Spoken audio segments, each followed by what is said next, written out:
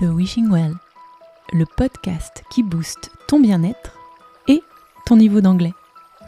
Je suis Eugénie et je vais t'accompagner tout au long de cet épisode. Alors, ready? Let's go! Avant de commencer cet épisode, je t'annonce que je vais proposer, en plus de mes cours d'anglais individuels en visio, des cours d'anglais en groupe et en visio, à partir de septembre prochain. Si tu aimes ce podcast, que tu te sens à l'aise avec mon énergie et que tu te dis depuis un demi-siècle à peu près que tu devrais vraiment commencer ou te remettre à l'anglais, alors c'est maintenant que tu dois agir. Envoie-moi un mail sur hello.eugenie avec un y, @gmail.com et dis-moi plus sur tes disponibilités et qui tu es, ton rapport à l'anglais, tes blocages peut-être, tes passions, tes envies. En fonction de ça, je vais composer des groupes de 6 personnes maximum et on se retrouvera en session hebdomadaire pour apprendre sans stress ensemble. Alors, tu sens que ça vibre en toi? Petit mail à hello.eugenie@gmail.com et on en parle. Bonne écoute d'épisode. Hello everybody. Quand j'étais petite, mon film préféré, c'était l'Histoire sans fin. Je le regardais absolument tous les jours chez ma nourrice. Et chaque jour, elle me demandait poliment, l'air de ne pas savoir la réponse d'avance, quel film je voulais regarder. Et tous les jours, je lui disais l'Histoire sans fin. L'Histoire sans fin m'obsédait pour des raisons qui appartenaient à mon âge de l'époque. Je pense que le fait qu'il y ait un beau dragon blanc rutilant dedans m'inspirait beaucoup. Je pense que le fait qu'il y ait un bijou, une princesse, dans une tour d'ivoire, un jeune homme courageux, enfin toutes ces choses-là, ça me parlait. Je détestais évidemment le moment où Artax se faisait manger par les marécages. Je pense que ça nous a tous traumatisés. Probablement une bonne partie d'entre vous a déjà coupé ce podcast en mode « Non, je ne peux pas supporter de me faire remémorer ces souvenirs ». Le principe de l'histoire sans fin, maintenant qu'on est tous adultes et qu'on peut y réfléchir, c'est quand même assez incroyable. C'est un enfant qui vient de perdre sa mère et qui est en train de traverser le processus du deuil. Donc, si tu n'as pas vu cette histoire, il faut que tu coupes le podcast maintenant, ok? Parce que je vais te spoiler l'histoire, mais un truc de dingue. Et le néant, en fait, c'est un peu la dépression, hein? La dépression qui mange tout. Toute la fantaisie, tout le bonheur, toute la joie de l'enfant, toutes ces créatures de rêve, en fait. Et donc, Atreyu, c'est un petit peu l'alter ego de Bastien, ce petit garçon qui lit cette histoire et qui, du coup, est complètement absorbé par cette aventure. Et on se souvient de la fin? Est-ce qu'on se souvient de la fin? Ça se finit comment, l'histoire sans fin? Ça se finit par le fait que Bastien met un nom sur ce territoire de Fantasia en nommant sa reine. Et lui donne le nom de sa mère. Et il a le droit de faire un vœu à partir de là. Et on note qu'il ne fait pas le vœu que sa mère revienne. Il fait le vœu de trouver en lui la force de repousser ses harceleurs. Alors on revient un tout petit peu en arrière. Et il nomme la puissance du verbe. La chose qui apparaît une fois qu'elle est nommée. Un peu comme, quand on fait un vœu, on souhaite ça, et ça apparaît, grâce à la marraine, la bonne fée. Alors des fois, il y a des choses, il vaudrait mieux pas qu'on les appelle. Par exemple, Beetlejuice.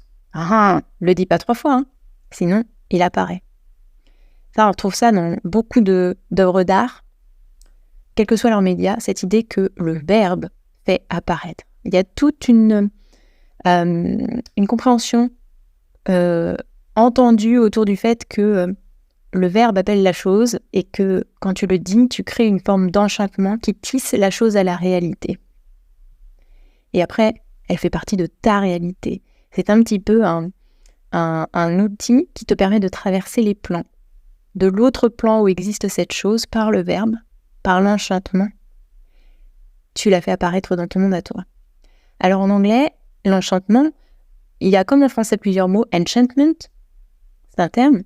Le terme, alors ça dépend quelle sorte d'enchantement tu mets en place. Je ne vais pas rentrer dans les détails, mais il y a toute une sorte de définition de l'ordre de est-ce que c'est écrit sur une pierre, par exemple, auquel cas ça s'appelle comme ça. Est-ce que c'est entonné aux 4 vents, auquel cas ça s'appelle comme ça. Je ne rentre pas là-dedans. Mais nous, en français, on utilise un sort ou un enchantement, le plus communément, j'imagine. Et en parallèle de ça, les Anglais vont dire a spell. I put a spell on you. C'est, je pense, leur formulation la plus commune. Spell, to spell, c'est en fait épeler. Donc autant dans enchantement, il y a cette idée de chanter, c'est une chanson et c'est un sort, autant dans spell, il y a une idée de c'est un mot, c'est une énumération de lettres, c'est un tissage de lettres, c'est également un sort. Les idées sont assez proches, mais en même temps un tout petit peu différentes. Et en rebondissant sur ça, je voudrais vous parler d'un projet extraordinaire que je suis depuis plusieurs années et qui incarne absolument cette valeur-ci. Je vous en parle parce que je voudrais que vous alliez voir les livres, ils ont été traduits en français, et je voudrais que vous écoutiez la musique. Et je voudrais que vous souteniez ce projet, tout simplement. Bam. Alors, ce projet, ça s'appelle The Lost Words. Ce projet, il nous est arrivé en 2017 en Angleterre. Et c'est l'association de Robert Macfarlane, qui est un écrivain qui écrit beaucoup sur la nature, et de Jackie Morris, qui est une illustratrice notamment de livres d'enfants. Qu'est-ce qui s'est passé à ce moment-là ?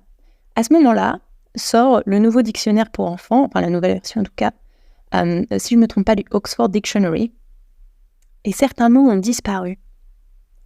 Certains mots comme acorn, dandelion, fern, heron, kingfisher, newt, otter, willow, et il y en a d'autres. Est-ce que vous avez reconnu ces mots ou pas ?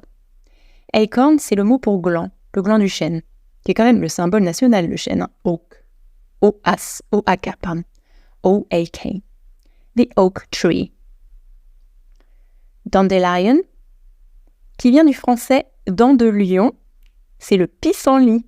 Le pissenlit qui, quand on le regarde bien, si on regarde la formation des feuilles, ressemble à des dents de lion.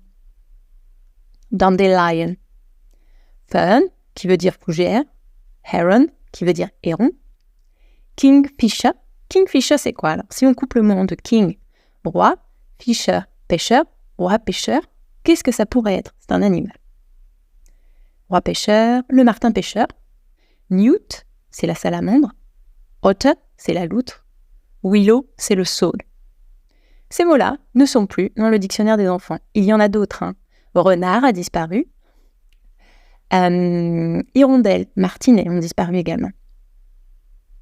Et là, Robert Macfarlane se dit, c'est pas possible, parce que ces mots ont été évidemment remplacés, on les a pas fait sortir parce qu'il y avait soudain plus la place de les mettre. Il y avait soudain plus la place de les mettre parce qu'il fallait surtout mettre du vocabulaire digital dans le dictionnaire des enfants, comme blog, qui apparaît à ce moment-là, broadband, bullet point, cut and paste, voicemail, etc. Ces mots-là apparaissent dans le dictionnaire et du coup dégagent ces mots naturels qui, dans mon monde à moi, font quand même partie de mon quotidien. Moi, j'utilise ces mots quand je communique avec Violette, et en français et en anglais. Donc, Robert se dit, non, c'est pas possible. Parce que si les mots disparaissent,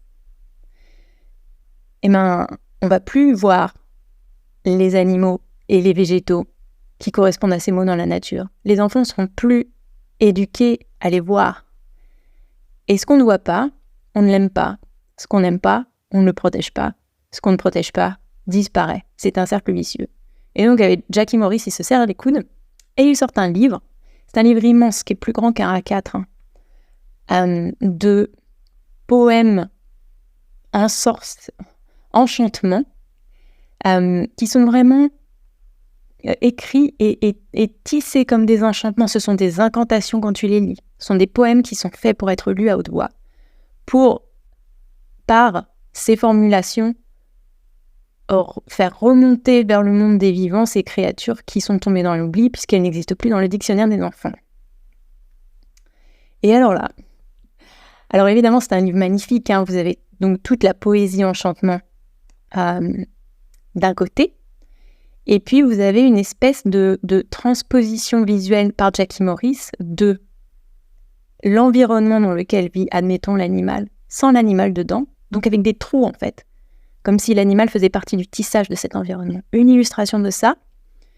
Ensuite, tu tournes la page, le poème continue, l'enchantement continue, et tu as les lettres du mot de l'animal ou du végétal qui commencent à réintégrer l'environnement. Et puis tu tournes une troisième page et l'illustration est complète.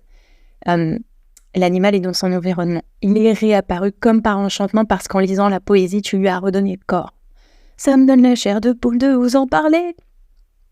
The Lost Words. Il a été traduit en français, mais pas que. Il a été traduit dans plein de langues. Je vous déconseille de l'acheter en anglais parce que c'est de la poésie un peu hermétique. Mais je ne l'ai pas vu en français. Par curiosité, j'aimerais bien lire la traduction qui a été faite parce que ça n'a pas dû être évident, mais ça doit être absolument magnifique. Donc allez-y, lancez-vous. Au moment où ce livre sort, c'est un petit peu un ovni, bon, mais ça crée un détonateur auprès de la populace. Tant et si bien qu'au jour d'aujourd'hui, ce livre est dans les 3/4 des écoles primaires en Angleterre, au Pays de Galles et en Écosse. Il est dans toutes les écoles d'Écosse. Pourquoi ? Parce qu'un jour, un conducteur de bus qui s'appelle Jane Beaton, ou une conductrice, Jane, c'est probablement une conductrice, a fait une levée de fonds, a crowdfunding. Crowd, c'est la foule, funding, c'est de fonds,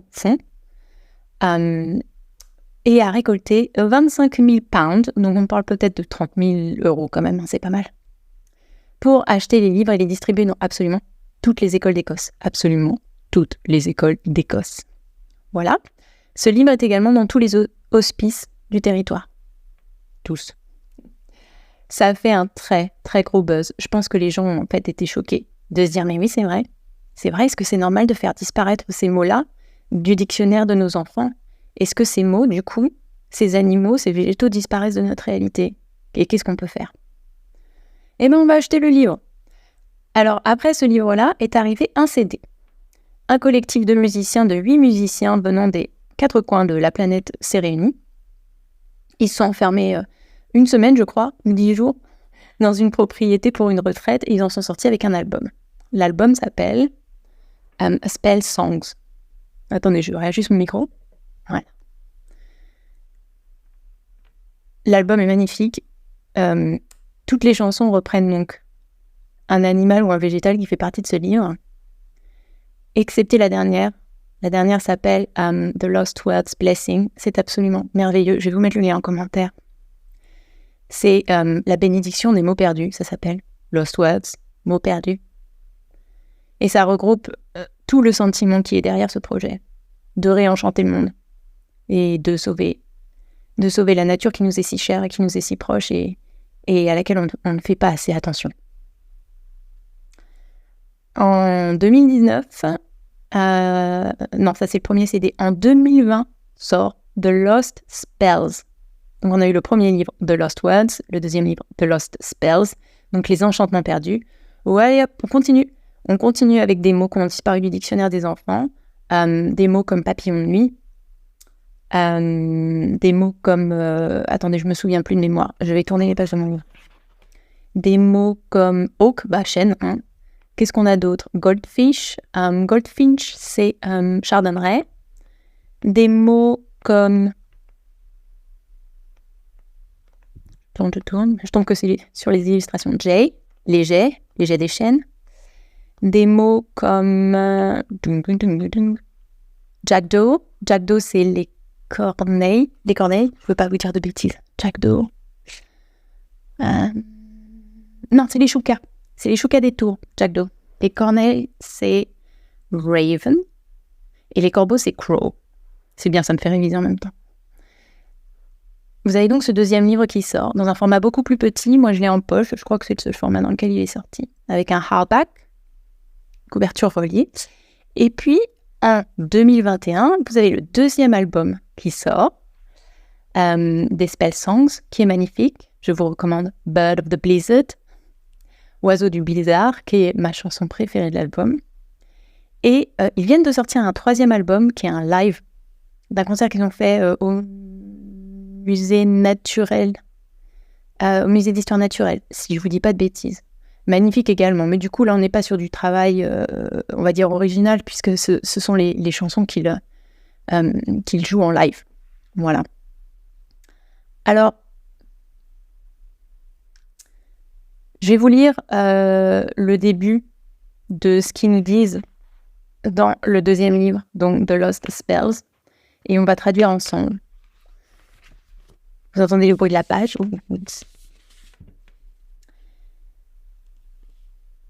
This is a book of spells to be spoken aloud. It tells its stories and sings its songs in paint and word. Here you will find incantations and summoning charms, spells that protect and spells that protest, tongue twisters, blessings, lullabies, and psalms. J'arrive pas à lire ce soir, dis donc. This is a book of spells to be spoken aloud. C'est un livre de charme qui doit être lu à haute voix. It tells its stories and sings its songs in paint and word. Il dit ses histoires et chante ses chansons en peinture et en mots. Here you will find incantations and summoning charms. Ici, vous trouverez des incantations, des charmes d'incarnation, spells that protect and spells that protest, des sorts qui protègent et des sorts qui protestent, tongue twisters. Alors tongue, c'est la langue, twisters, c'est tournicoter, tourner, to twist. On a un mot en français pour ça aussi. Vous savez, les chaussettes de l'archiduchesse, sont-elles sèches, archi-sèches? Comment ça s'appelle en français déjà ça? Je sais plus. Donc, je vais garder tongue twisters parce que je sais plus ce que c'est. Blessings, des bénédictions. Lullabies, c'est des berceuses. And psalms, ça s'écrit psalms, mais ça se dit psalms. Et des psaumes.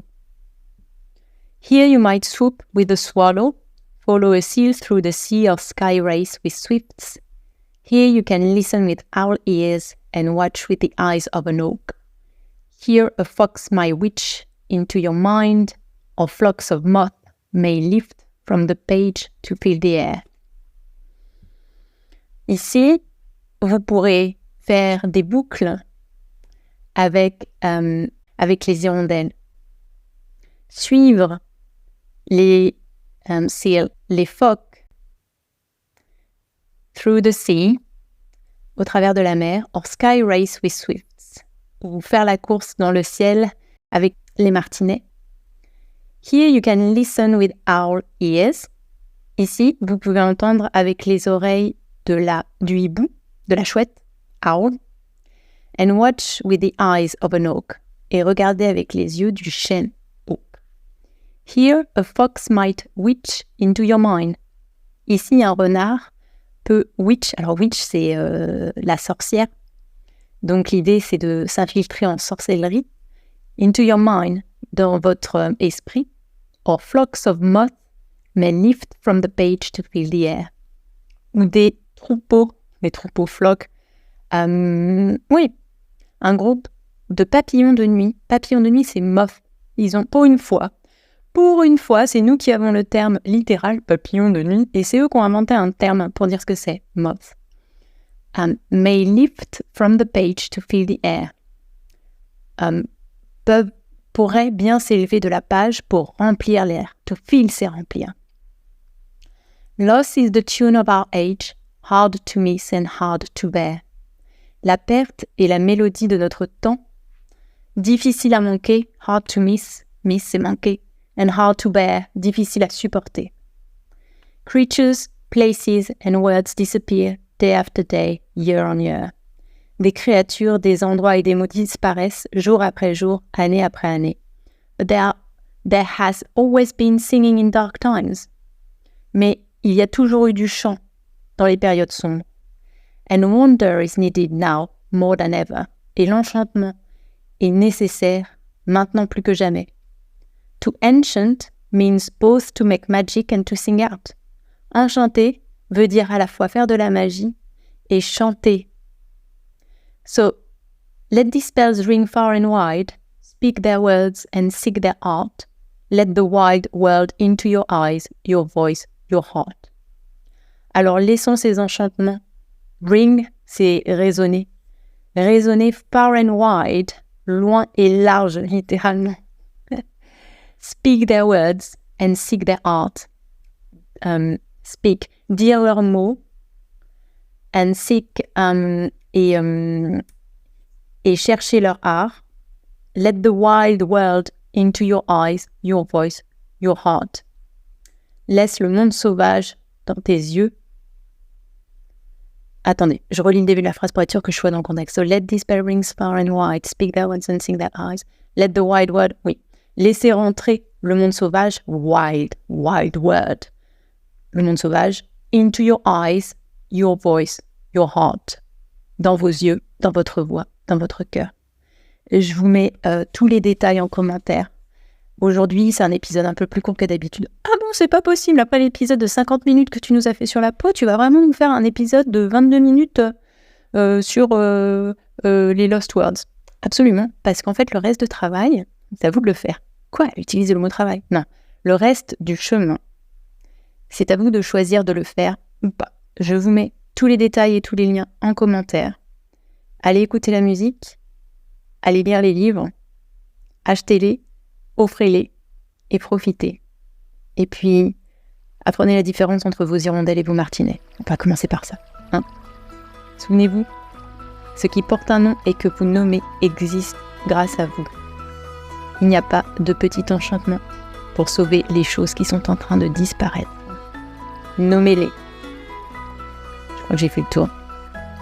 Speak to you soon. Bye bye my loves. Si cet épisode t'a plu, tu peux t'abonner, partager, me laisser un avis, un commentaire, une super note ou tout plein d'étoiles. Tu peux également me suivre sur mon Instagram, Eugénie_couture, ou m'envoyer un mail sur hello.eugenie@gmail.com. I hope to see you next week. Lots of love.